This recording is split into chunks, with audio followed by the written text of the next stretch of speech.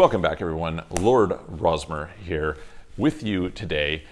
I am going to talk to you a bit about an insight that Chamath Palihapitiya, who is the founder of Social Capital, a pretty well-spoken and interesting billionaire, recently made on the All In podcast. So for those of you who have not seen, the All In podcast is outstanding. Like, there's very little that I watch routinely every week, but I do watch that every week. They're great. The four guys, it's got a good dynamic. They have interesting insights. They have different perspectives on it. They discuss all kinds of issues. And one of the main guys is Chamath.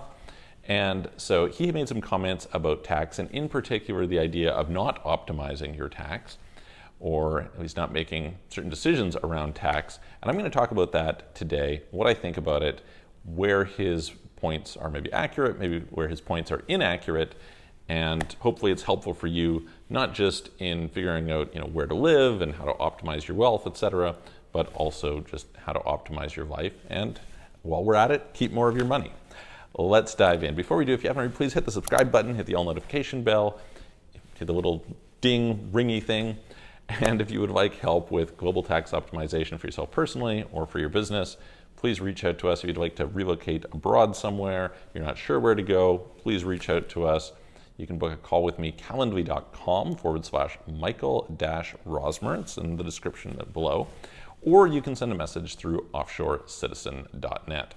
All right, so let's talk quickly about this subject. What was it that Chamath said? Chamath basically was looking at the incomes of people in different places, their propensity for building wealth in one place or another, and the taxes in that one place or another. For context, Chamath is originally Sri Lankan. He then moved to Canada, where he grew up, went to university, then he moved to the US, eventually found his way to Silicon Valley, is now apparently a billionaire, so pretty well off, somewhere in that ballpark. I'm always hyper skeptical of people's comments about how much money somebody supposedly has, because when you have inside insights into it, you often find that what people think is vastly different than what is true. However, the bottom line is he's really successful and clearly has made a lot of money in one of the most high tax environments that he could, certainly within the US. I mean, the US is not a low tax country, and California is pretty much the highest tax state, and that's where he's been based, in Silicon Valley. And I've talked in some previous videos about how I think this point is really important. Right? When you're thinking about where to live, the bottom line is not taxes. Okay? You may find this surprising because you're like, wow, Michael's on here talking about taxes all the time and tax optimization strategies and things like that. And yet he's saying, tax is not most important, etc. Yes, that's true, because I actually care about quality of life. I actually care about, having a meaningful existence. And certainly, if somebody extracts everything from you, your ability to have a meaningful existence is less. Certainly, accumulating wealth assists you with living a higher quality of life, but it all should be for something. That something, hopefully, is to make your life and the lives of others better. Otherwise, what are we here for? And if you end up making your life worse in order to supposedly try and save money, that doesn't really make a lot of sense, right? There is the other side of it, though, which I also talk about, which is the truth. If you just kind of think about revenue and expenses, okay? So you can raise revenue or you can decrease expenses. The differential gives you the profits that you have at the end of the day. Well, the truth is you can never save yourself enough to become rich. Okay? It's impossible to save yourself into wealth. And this was actually a mistake that I made for quite a few years. I was very obsessive about what we might call smart shopping, right? And the truth is, yeah, if you're on a fixed income, if you're making, let's say you're making $50,000 a year and you're not going to make more than $50,000 a year, then it makes sense to try and save more, to try and reduce your expenses, because that's the only way to close that gap, right? But for most people, they have the potential to increase their income and not just worry about the downside. Lots of ways you can do this. You can pay attention to, working a side hustle, changing careers, educating yourself, building a business, doing investing, et cetera, right? There's lots of ways of growing it. And the truth is that there is a lower bound on how much you can decrease your expenses, but there's no upper bound on how much you can increase your revenue. So of the two, Do you increase your income or do you decrease your expenses, taxes being one expense? By far the bigger focus should be on increasing revenue. Does it mean that expenses don't matter? Absolutely not. Of course, expenses matter, right? Absolutely. Taxes are the biggest expense for a lot of people. I have a funny experience. A friend of mine who's an affiliate marketer, I was making the comment one day, I think on Facebook or something, that, what's your biggest expense? And for most people, they'll say, their house, whatever, etc. And really the two biggest expenses for most people are taxes and interest, right? These two things over the course of their life. But he made the comment of wife. And so, yeah, for some people, spouse may be your largest expense, kids may be your largest expense. Hopefully you don't think of them as an expense. Hopefully it's, you're living a great life together. But that being said, it is what it is. Bottom line is, in most countries you have a partner who is a silent partner, doesn't contribute anything new to the business, but you may spend the first half of the year paying them their share in order to then get to the point where you can take your share.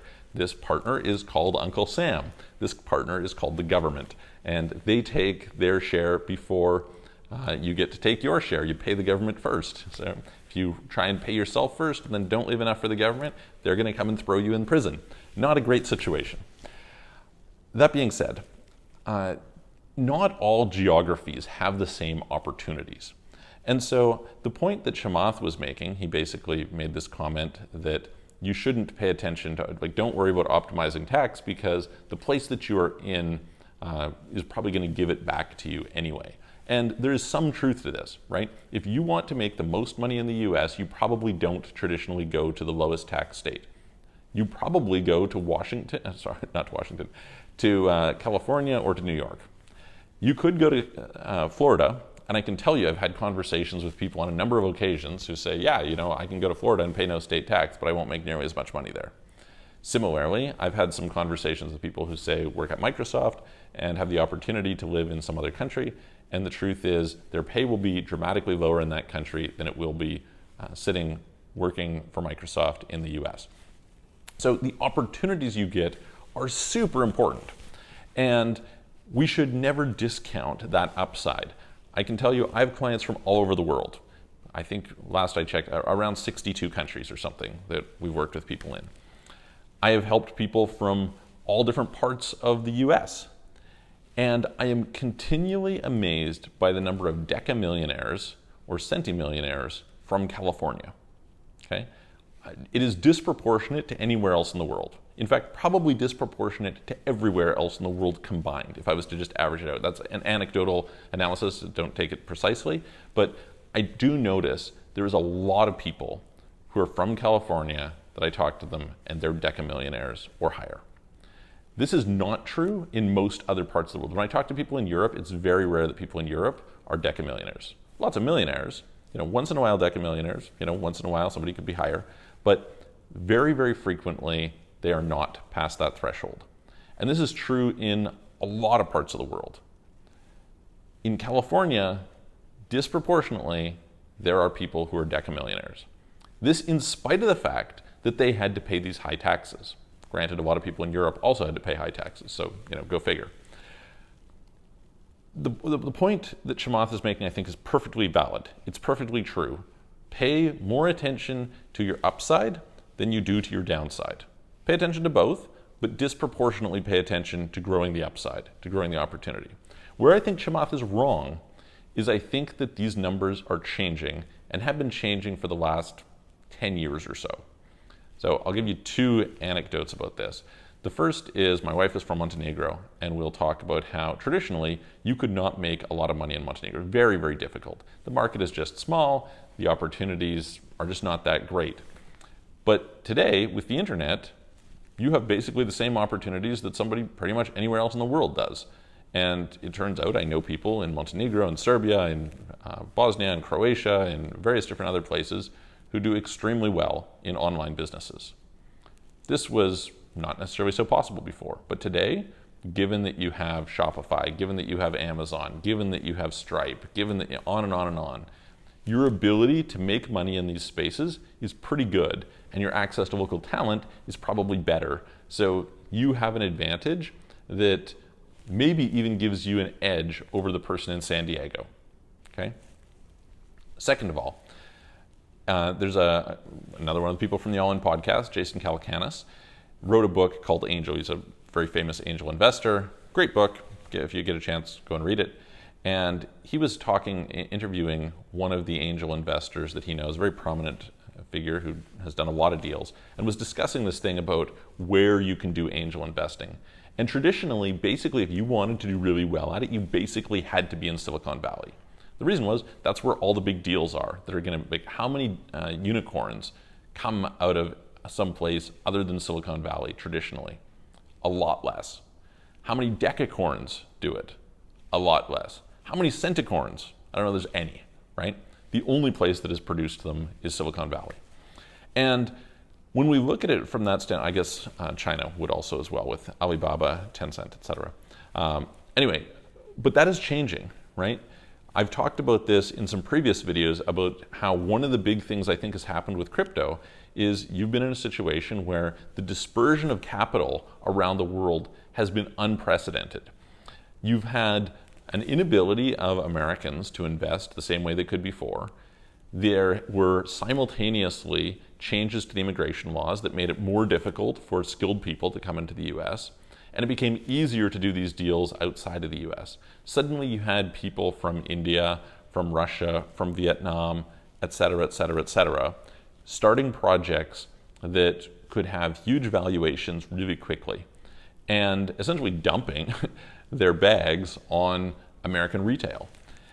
This led to a transfer of wealth, and I don't think that that trend is going to reverse. What I see, I'm sitting here in Dubai as I'm recording this, is a lot of people moving to Dubai. There's a lot of investors, a lot of capital, a lot of builders, a lot of entrepreneurs. And so I think that it used to be much more true that where you were mattered a lot to your ability to build wealth, and therefore, look, just take the tax hit because it's more important to focus on the upside than it is to focus on the downside. But now I don't think you really, in a lot of businesses anyway, you don't really have to make that choice. Yeah, probably if you're in Hollywood, probably if you're in finance, you need to be in LA, you need to be in New York, things like this, that's probably true. But in most fields, let's not say most fields, in certain fields today, you have the ability to do it from anywhere. And this is changing the landscape in ways that was not true before. I have a good friend who went and devoted himself heavily to his business and decided to take on a personal sacrifice of living in places that he didn't want to live for a few years while he built his business. He grew a 8-figure net worth and then moved to the US. And I think about kind of his experience. He could have paid 50% tax based on where he was from, and he would have had to work twice as long. And the problem with having to work twice as long was the opportunities he was pursuing had a limited time window. And so after that period, he may not have been able to do as well. It might have turned out that instead of having to do 4 years instead of 2, he could have done it, it would have taken him 6. That's a big difference, right? But he made this sacrifice. He pushed hard to grow his business. He pushed hard to put himself in a position where he was not taxable. He got himself this edge, and then he relocated, and that worked out really, really well for him. I think more and more that is an option, and it's worth thinking about where you go. Yes, in terms of the upside, absolutely, but also, are you in a situation where you can leverage the upside and reduce the downside? And the downside, yes, partially is in terms of tax, partially it might be in terms of security, partially it might be in terms of cost of living, partially it might be in terms of other factors like social circle, etc. So I hope that helps. Let me know what you think. Put it in the comments below, and I will look forward to seeing you on the next video.